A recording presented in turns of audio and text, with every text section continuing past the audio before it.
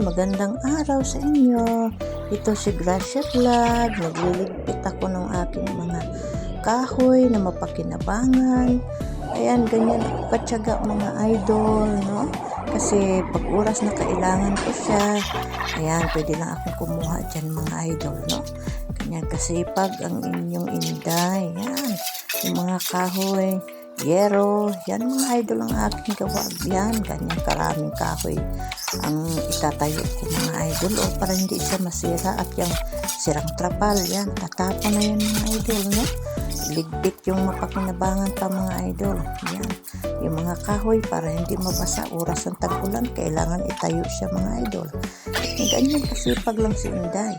Yung mga kahoy na kaya pa namang gawa ng paraan para hindi siya mabulok, yan kailangan siyang itayo mga idol, kasi kung nakahiga lang yung mga kahoy mga idol, pamahaya ng mga mababait yan. Kaya ganyan si Inday sipag. Ayan mga idol, ayan, ganyan karaming kahoy ko mga idol. May mga maliliit, may mga mahahaba na kahoy, kaya kung yung kayang pakinabangan, yan, nililigpit ko yun mga idol. Ngayon, yung mga medyo bulok na, pwede siya ipanggatong mga idol. Yan, ganyan kasipag si Inday mga idol, no? Dito yan sa area ko sa second floor mga idol. Ayan, lilinisin ko siya.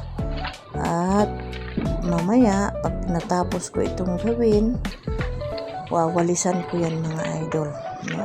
Wawalisan ni Inday yan. Kaya si Inday ganyan kasipag. Ayan, yung pwede kung gumawa ng ayan ang aking bahay-bahayan mga idol. O ayan, pwede ka magpahinga. Ayan, bahay-bahayan ni Inday. Ayan, maalala ko yung aking kabataan na ganyan talaga, bahay-bahayan siya mga idol, no? Kaya lang, nanay-nanayan na lang ang tawag dyan mga idol, kasi wala na tayong tatay-tatayan. Kinuha na ni Lord ang aking tatay-tatayan yan. Ayan mga idol, sa second floor.